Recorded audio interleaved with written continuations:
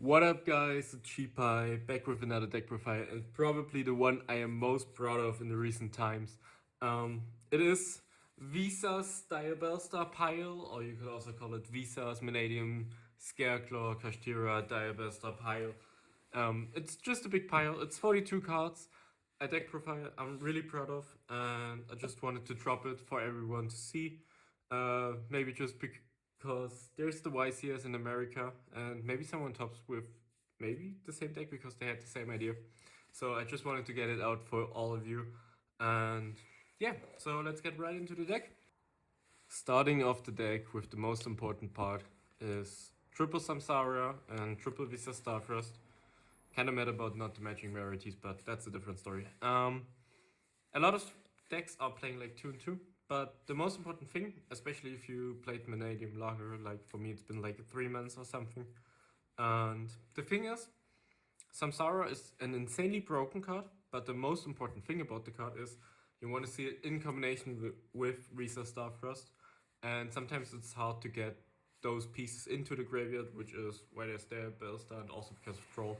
But in general, it's really hard to get those in the graveyard, and always when you see Samsara, you want to see Visas, and that's why I think it's kind of absurd to cut down on these, and I feel like you need to max out on them to just get the insane value and to break the boards in the mirror match just by playing and not relying too much on non-engine, which is still nice by the way, but I feel like you need to max out on those just for those specific reasons.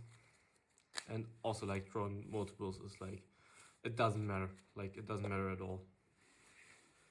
Then getting into the Mannadium part, which is way smaller than people might expect, is triple Realm Heart and also triple Meek, which is just the standard. I tried 2 Meek, but it came up way too often that I really wanted to have 3.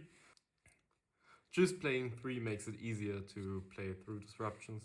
And now for the little part, we're playing 1 Calarium, 1 Obsession, 1 Imaginings, and 1 Reframing. Only those 4 because, as mentioned, there's also Diabellstar in the deck, so you have to make room. And also, Obsession and Calarium are insane cards, and I was a big fan of playing 3 Obsession just to get the Visas out of your hand if it's stuck there. But we're playing around DROLL because this is like the main hate card of the deck and also the main weakness, so we can just sacrifice some of the consistency cards like Calarium and Obsession to just play overall better around DROLL. And as you will see, or like as you will test with the deck, it doesn't really matter because also with Samsara you get into Amritara a lot of the time, and like especially if you draw like 2 Samsara and the Visas, you still have the full combo, so it's totally fine, it's enough. And also with Trisukta, you get into your Mannadium part really easy. So for the Scareclaws, it's just standard stuff for playing 3 Rykard, 1 Scarecash, 2 Arrival, and 2 Feed spells. Like, this isn't new or anything. This is like, since the beginning of Mannadium, it was just right to play this and everything else is just wrong. Like, people cutting down to Rykard doesn't make a lot of sense because, yes, going first, it's kind of redundant, but going second, this is the best normal summon because you give out the least amount of information to your opponent about what you could be having, and at the same time you just generate so much advantage, and just even drawing double Rykard just does so many things because you can normal the Rykard, special another one, and then just play from there, or just like delaying the ad to check for draw and stuff like that. So I feel like you really need to play 3 of these, and just the follow-up feed spell, like the main combo always ends on like 1, 2, 3 cards in hand, and one of this is always in your hand, so you really need it. And like, your board isn't as much of an instant win as you might think, so it's nice to always have follow-up, especially with Typhon in the meta, because SP and Typhon are new cards and those are really good at breaking boards, so your board can and will be broken, and then you just need the right follow-up. And now, before we get into the non-engine, we need to talk about the part of the deck which needs the most explanation, because everything before was like relatively standard or like well-known, which is like the new part: 3 Diabellstar, triple Wanted, 1 Jet Synchron, and 1 original Sinful Spoil. Because before we get into the non-engine, because we're also playing the original Sinful spell. But for now, this is the new package. it is amazing. It makes it so much easier to play through DROLL, especially game 1, because this whole engine doesn't lose to DROLL or anything. So it lets you build cards like Savage Dragon and Omega and stuff like that. And I feel like this is perfect because also in the format there's decks like Labyrinth and Rescue Ace, which can just like make cards on the board dead. For example, the Rumor, Karma Cannon, Booking Monsters. Also, I think it's Extinguish for Rescue Ace, like the Imperm and No Material, which just says you cannot use the monster for anything except like Visa's pop. You also can send it for free, so you just utilize a lot of cards which your opponent aims to like kill or like take them out of the game by making them non-interactable and not usable, and you can just use them anyways. It's really nice. You get the free draw. You can search Kurikara. You have so many nice things. This engine is just straight up perfect. It gives you free Synchro 8s because you have those two together make a Synchro 8. You can search the Scareclaw to make another Synchro 8, which is why we play Savage Dragon and Omega. And the end board of the deck is Omega Desparter Hand Loop. And like if it goes the most optimal way, you have to follow up and you end on double Omega Hand Loop, Despater, Baron, and SP. And like defeats by follow up in hand and Astrolabe set up in the graveyard. And then you're just cooking your opponent, and also most likely you can search an SP if you not an SP, a Kurikara if you leave the spell in the graveyard. So I'm really hyped about this package. I think it's insane, and I think it's really overlooked to play Visas with Diabellstar, because going second, like, it gets so much easier. It's also a 2500 beat stick. You can make Dark to steal opponent's Diabellstars. For example, your opponent is playing Rescue Ace or something, and you can just cook them with that. Like, everything gets easier. It solves all the problems Mannadium has, which is like sometimes remove it to your normal summon. Also, not getting the Visas into the graveyard because your opponent hinders you from special summoning it. So you can just send it, and that's why also triple Samsara and triple Visas doesn't brick. And sometimes you don't get into the Excel Stardust Synchron really easy to play Despair, because I feel like you shouldn't play Crimson Dragon because of it just being another slot in the extra deck, which is like too valuable. And every time you could make Crimson Dragon, you could choose other lines which are more complex, and Crimson Dragon is just like the easy option, but not the needed option. So I feel like this is too perfect for the deck, and I wouldn't cut it anymore. Like, I'm really proud of this idea, and I feel like everybody should try it. So we get into the non-engine. Like, the mandatory non-engine is triple Fenrir, one Kurikara, and the Snake Eye spell. This is the only one. I'm not really sure about it.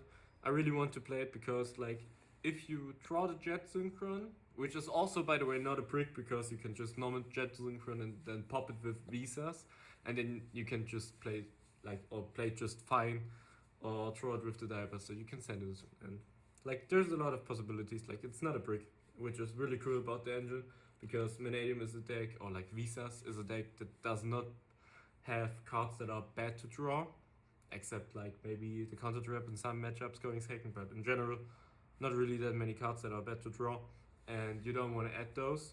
So really nice engine. And the only card I maybe want is Assault Synchron, because we're playing Dark and the deck has no card you can search with Dark, which is really rough.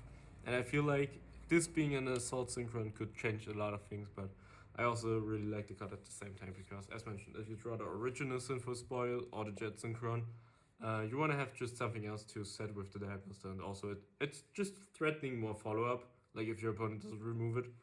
And by that I feel like it's really cool, but you could be trying without it. And just keep in mind, if you're going to try something else, it should probably be Assault Synchron, but not too sure about it. Then we're also playing double Jerusalem and triple Droplet as the last non-engine. So like, this is your non-engine package, everything you need. And I just chose Jerusalem because it's the best card to just keep playing and gives you random Dispaters. Like, if you get interrupted, it's just a nice body to continue, or either further disrupt your opponent. And I want a non-engine that just works really well when throwing together. So Droplet and Jerusalem is a really nice pair. And I feel like Droplet is one of the best cards to survive the game if you get trolled. Because you want non-engine, unlike Talents, that you can use to survive. Because let's say you get rolled with an unfortunate hand where you cannot really end on many interruptions, then just ripping one with Talents will not stop the opponent from comboing. Like, yes, maybe you can put some important pieces back, but like decks are really consistent, so you're not hindering your opponent, except like you have interruptions and then you know what to play around. But in general, Droplet keeps you alive, Talents doesn't, and that is why I feel like Droplet should be the main card to consider. And yeah, that's the non-engine, that's the main deck, so let's get into the extra deck. In the extra deck, we're playing one Trisukta, one Umbri Tower, one Excel, one Baron, like standard stuff, also the Dissipator, standard stuff. As mentioned previously, we're playing one Savage and one Omega, because I feel like Omega Hand Loop is the best endboard you can have, because you're just playing around so many things. Like, it's a really diverse format, so everybody could be playing different non-engine, or like maybe super polys and stuff. So I feel like Omega just forces a lot of things, and you also get knowledge about what your opponent could be playing, and just like banishing a piece makes it so you can better play around stuff, because most likely your opponent will not draw two of the same cards, because it's just a less likely scenario. Like for a 3 off, it's like 3% and 40, so you shouldn't be playing around this as much. So like for example, if you banish a Talents, you can play really good into Talents. If you banish, I don't know, maybe an Aluber, you can just let other things resolve, because you know what they will most likely not have, so it's better to place your interruptions perfect, or just better. Then getting into the links, we're playing one Lightheart, or like two Lighthearts, a Crush Sheep, a Dark, and the new link monsters, SP and Access Code. SP is just straight up broken, best endboard piece, and also best card to just end on under draw. Like under draw, you will most likely, if you draw the Diabellstar, maybe Omega Hand Loop for 1, or maybe 2, depending on what you draw, how many Mannadium cards like Realm Hard Meek. But most likely like SP and Savage with Astrolaut setup, and that's enough to survive and just crack back on your next turn. And then we're playing the mandatory 2 Astrolauts, because you always need to. You can shuffle one back with this battle, but like most likely you will have 2 in the extra deck, or 1 if you're having your third turn or you're just going second. So this is the 15 card extra deck. I was thinking about cutting the Trisukta, because it doesn't really come up as often, because yes, it's amazing for 1 card combos, but realistically you're always doing 2 to 3 card combos. But just in theory it's nice, and I still like it a lot. But I feel like this could be cuttable, because I really want the Stardust for the Excel. I really want maybe a Synchro 9 like Shenshin. Also maybe a Link 3 like Unicorn. Like there's so many cards you could consider and you could really run. But I feel like this is almost a perfect extra deck. Also, I really want Crimson Platter as a Synchro 8, but like if I could, I would be playing 20 to 30 extra deck slots. But I feel like those 15 are the ones you could consider, or like you should play. And yeah, that's the extra deck, and I feel like that's the deck profile. I try to be rather quick, because I feel like I always talk a lot. Maybe you could leave it down in the comments if you like it to have really thorough explanations, or like a follow-up in-depth deck profile, anything like that. I just really don't want to talk to you like for too long, because the analytics say it's better to talk quickly. But maybe you feel different. Let me know. If you like the video, leave a like, leave a subscription, it helps a lot. And yeah, I hope you all enjoyed it, and you all will be playing Visas with Diabellstar in the future, because it's the way to just win against DROLL. Yeah, hope you liked it.